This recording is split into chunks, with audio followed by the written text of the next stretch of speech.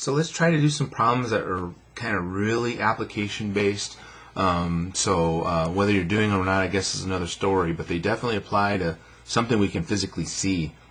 So the first one deals with my truck. All right, I've got a truck that has tires with a diameter of 34 inches. If my truck is traveling at 2,640 feet per second, what is the angular velocity of my truck? Right? And I think a second question is how many revolutions does my tire make per second? So we got a lot of things going on in this particular example.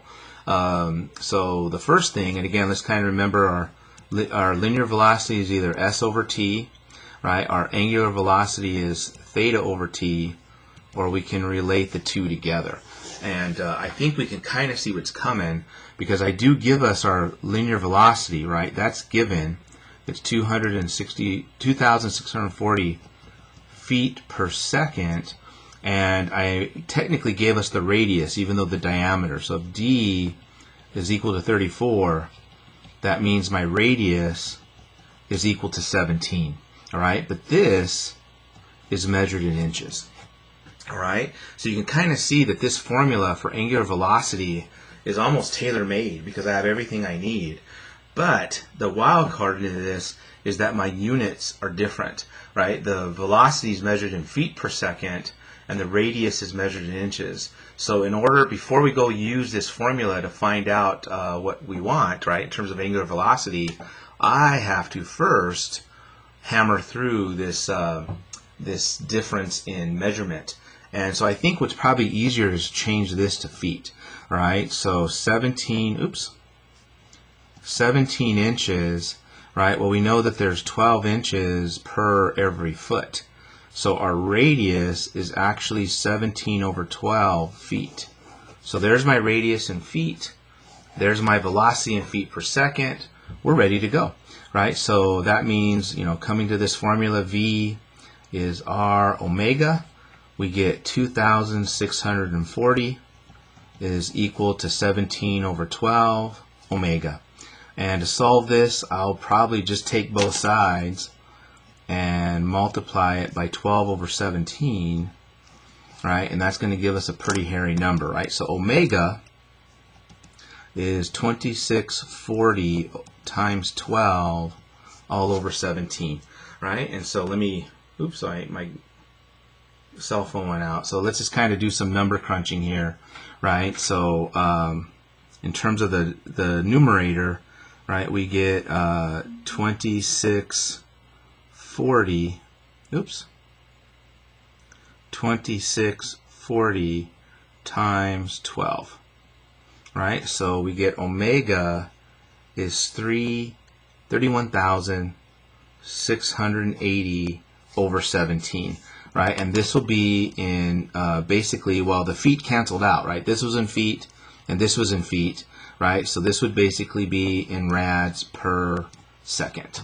All right, so that's what we have. I'm going to go ahead and leave it as this because that's our exact answer. All right, and I'll do some other things in a moment. All right, so there is our angular speed of my truck. Now they want to know is how many revolutions did my tire make per second. All right, and so what that now means is that we have to basically take my angular speed, right? So we've already found, right, that what we can do is my angle is my omega times my t, right? And so in this case, t is equal to 1 because I'm doing it per second, right? And my omega is given by this crazy number. So the theta, right, is basically 31,680 over 17, right, in 1 second. But what they want to know is how many revolutions, right? This is in radians. So how many revolutions did I do? Well, we know that 1 rev, right, is equal to 2 pi radians. So essentially, to get the revolutions that I have to go through, I'm going to take the 31,680 over 17 and essentially divide it by 2 pi. Treating that as over 1, we get the number of revolutions, is this crazy fraction over 17 and 1 over 2 pi. So the number of revolutions is basically 31680 all divided by 34 pi. And so that would be the exact answer. In terms of an estimate, let's go ahead and get let's get Desmos involved here. So I'm going to divide. I've got 31680 up in the numerator, and down in the numerator I've got 34 and pi. Alright, so this is giving me 296.589, right, revolutions per second, which is really, really fast. Okay, as a matter of fact, I think I might have this wrong. Maybe I'm almost traveling too fast there, but I have a super truck. All right, it's on nitro or something like that. All right, but there's what the math would tell us given this. All right, as a matter of fact, it'd be interesting. Well, I'll come back and do that at another time, but I think maybe I shouldn't have that 0 there or something, because that seems pretty fast. I don't know if my tire is going that fast in revolutions per second, but hey, I have a fast truck. Okay, so there's our first example. We got a lot of things going on there.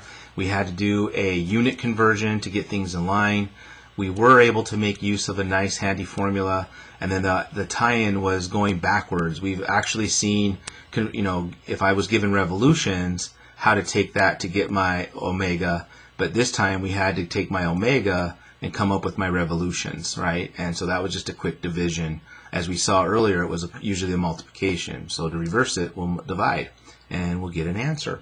All right, so before I do the next example problem, let me go ahead and cut away because I'm already 7 minutes into this, and we'll do the last example for this section in a video coming soon.